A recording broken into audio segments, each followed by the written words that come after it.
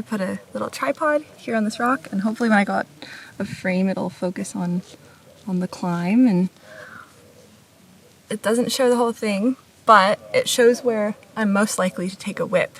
So it's not a great angle, is it? It's fine.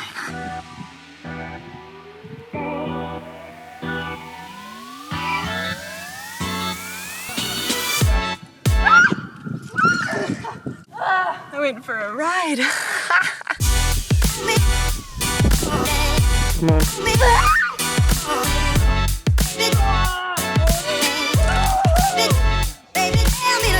Jesus. Good effort.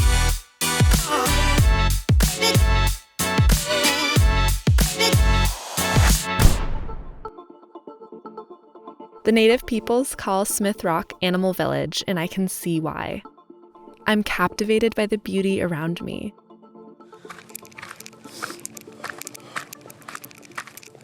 The extension of Spank the Monkey has a pretty funny history.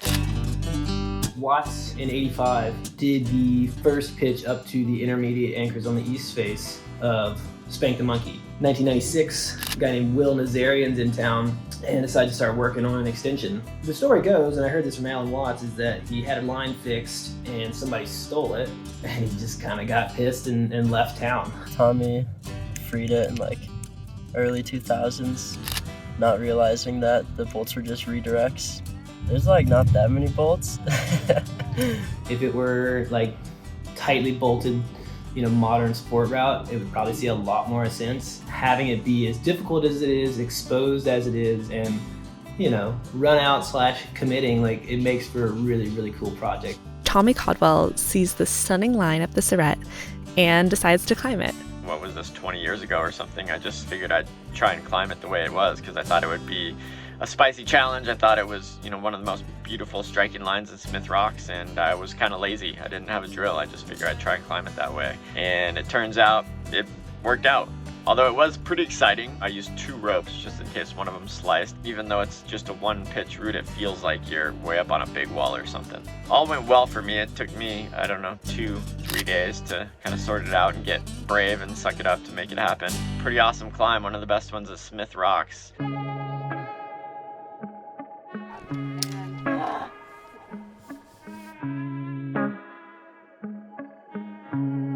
I met Kyle at the Dihedrals when I was climbing this beautiful 13 called Darkness, and immediately I knew we'd be climbing partners. He was radiating stoke. So I agreed to support him on his project and check it out for myself. I figured if he was psyched on it, I might be psyched on it too. Us short queens gotta use the crimp. Hey, I have 1.5 inches on you. The monkey troop grew day by day. The psych Kyle had initiated a few weeks earlier was catching. Kyle and his climbing partner Hunter excitedly offered me their beta, which I inevitably changed at just about every crux sequence. He just stuck his foot at her chest. The east face of the monkey soon had a duo on every line it offers, and monkey calls became synonymous with hello, goodbye, and everything in between.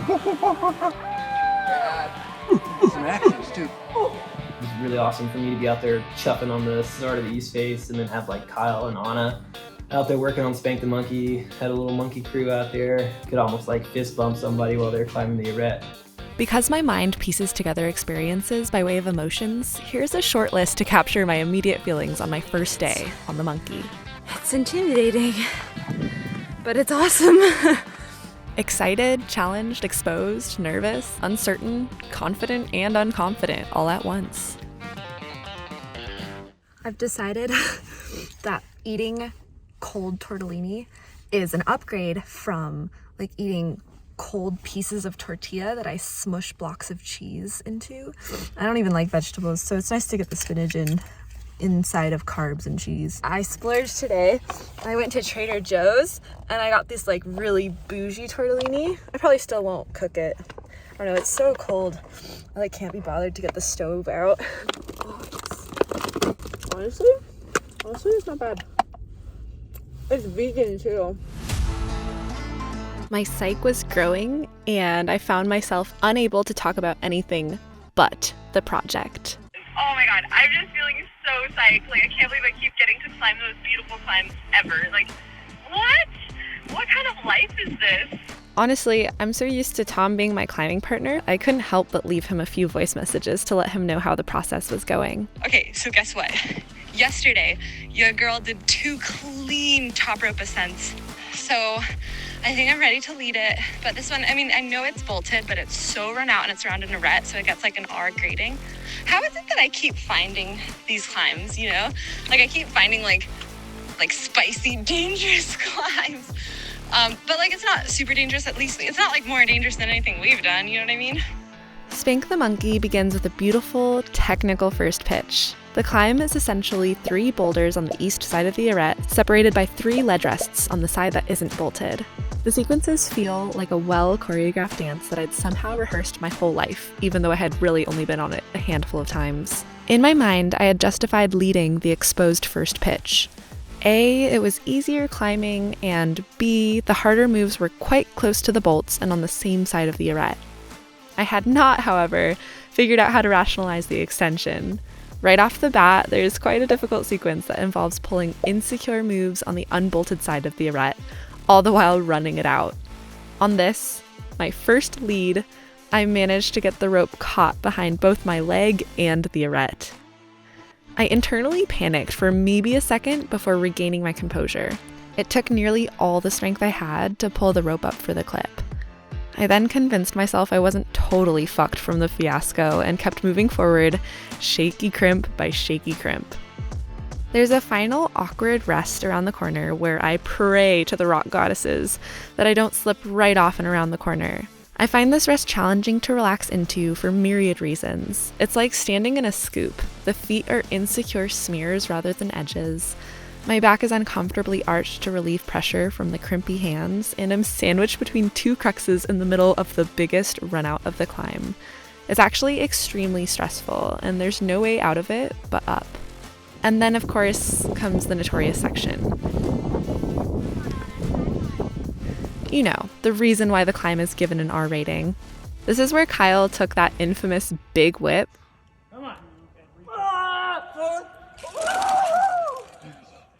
and where I was determined not to.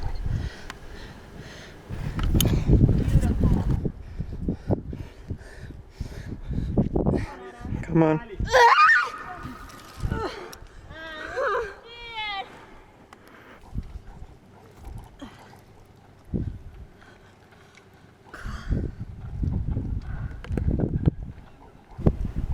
I'm just kind of bummed.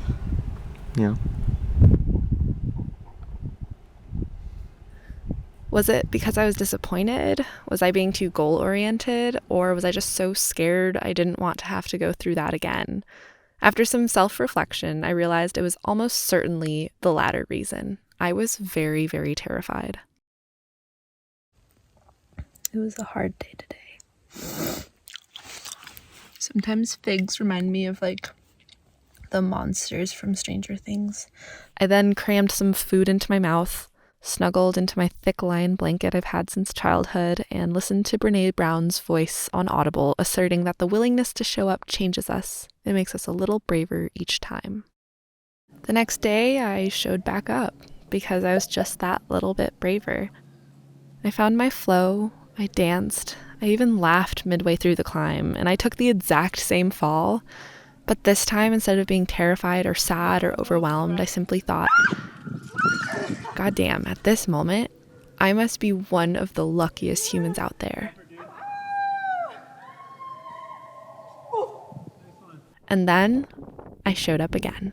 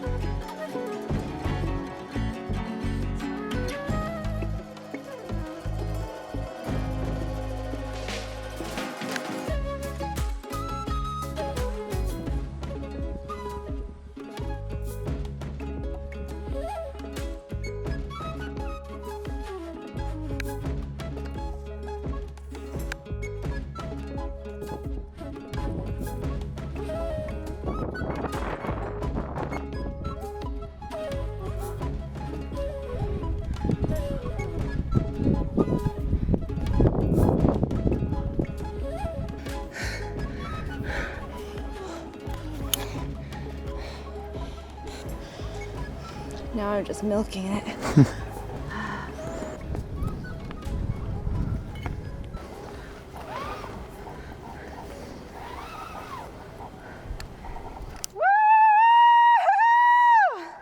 You can take me there. Ooh. Ah! So casual. Oh my god. I was so scared. My goodness. Yee. Yay! Air pump. I was scared for you. Damn.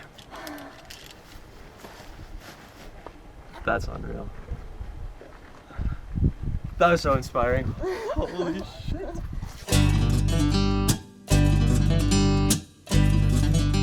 Good work on Spank the Monkey, full of red. Pretty awesome climb, one of the best ones of Smith Rocks.